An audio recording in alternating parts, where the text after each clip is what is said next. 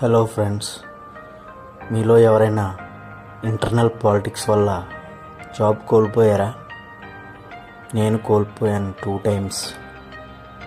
అప్పుడు మన పరిస్థితి తలకిందులైపోయినట్టు అనిపిస్తుంది కదా.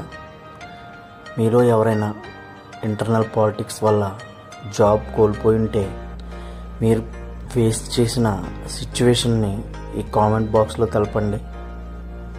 అలాగే ఫ్యూచర్లో ఎవరైనా ఈ సిచ్యువేషన్ నుంచి బయటపడడానికి నేను ఈ యొక్క వీడియోతో చిన్న ప్రయత్నం అంతే.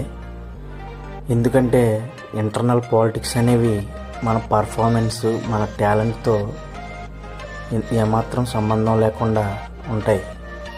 సో మనం కేర్ఫుల్గా దాన్ని అధిగమించాలి. అందుకే ఈ వీడియో చూడండి.